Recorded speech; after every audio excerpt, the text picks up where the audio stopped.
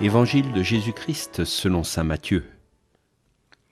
En ce temps-là, Jésus disait à ses disciples : « Ce que vous faites pour devenir des justes, évitez de l'accomplir devant les hommes pour vous faire remarquer. Sinon, il n'y a pas de récompense pour vous auprès de votre Père qui est aux cieux. Ainsi, quand tu fais l'aumône, ne fais pas sonner la trompette devant toi, comme les hypocrites qui se donnent en spectacle dans les synagogues et dans les rues, pour obtenir la gloire qui vient des hommes.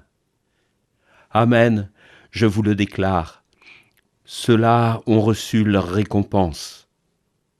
Mais toi, quand tu fais l'aumône, que ta main gauche ignore ce que fait ta main droite, afin que ton aumône reste dans le secret. Ton Père, qui voit dans le secret, te le rendra. Et quand vous priez, ne soyez pas comme les hypocrites. Ils aiment à se tenir debout dans les synagogues et au carrefour, pour bien se montrer aux hommes quand ils prient. Amen, je vous le déclare, ceux-là ont reçu leur récompense. Mais toi, quand tu pries, retire-toi dans ta pièce la plus retirée. Ferme la porte et prie ton Père qui est présent dans le secret. Ton Père qui voit dans le secret te le rendra. Et quand vous jeûnez, ne prenez pas un air abattu comme les hypocrites. Ils prennent une mine défaite pour bien montrer aux hommes qu'ils jeûnent. Amen, je vous le déclare, ceux-là ont reçu leur récompense. Mais toi, quand tu jeûnes, parfume-toi la tête et lave-toi le visage. Ainsi ton jeûne ne sera pas connu des hommes, mais seulement de ton Père qui est présent au plus secret. Ton Père qui voit au plus secret te le rendra. Bonjour, aujourd'hui nous commençons la lecture du chapitre 6 de l'évangile de Matthieu, avec un saut, les versets 7 à 15, qui traitent plutôt du Notre Père et que nous verrons plus tard. Ce matin, Jésus nous enseigne et nous interpelle sur le sens de nos actions, pour passer du paraître à la discrétion. Conformer ses actions à ses principes de vie ne doit pas être le lieu de la comédie, du spectacle. Faire l'aumône au son des trompettes réveillera le quartier, mais c'est une mauvaise motivation. Agir de manière désintéressée, dans le secret, voilà qui ne peut qu'attirer l'attention de Dieu. Même prier dans le secret ne peut qu'attirer l'attention du Père et pas celle d'admirateurs et de curieux.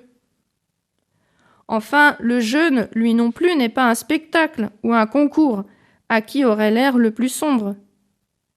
Si le jeûne est là pour donner soif et faim de Dieu et de sa parole, ce jeûne est là pour le rencontrer. D'où la nécessité de se faire beau et belle, de se parfumer la tête, de se laver, puisque c'est pour lui. Ton Père, qui est dans le secret, te le rendra. C'est finalement agir à la manière de Dieu. Il nous comble de bienfaits tout au long du jour, dans la discrétion, sans tambour ni trompette, si bien que souvent nous n'avons même rien remarqué. Prenons le temps aujourd'hui de le remercier, par un temps gratuit, rien que pour lui. Ce qui peut paraître paradoxal, car tout au long de cette page d'Évangile, Jésus, lui, n'a pas trop d'illusions sur nos motivations profondes. À 4 reprises, Jésus évoque les récompenses et la soif de reconnaissance que nous éprouvons. Dans nos vies agitées, il est un lieu à préserver, cet endroit secret, retiré, où nous pouvons ouvrir notre cœur au Seigneur. Ce lieu peut être un lieu physique, une pièce de notre maison, un endroit dans la nature. Mais c'est surtout cette faculté de rentrer en nous-mêmes pour un cœur à cœur avec le Seigneur, car il doit être chez lui, chez nous.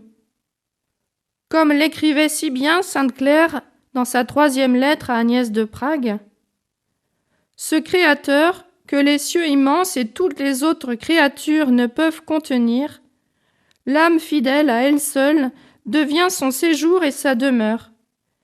Il suffit pour cela de posséder la charité.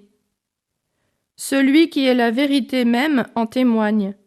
Celui qui m'aime, mon Père l'aimera, moi aussi je l'aimerai, et nous viendrons à lui, et nous ferons en lui notre demeure.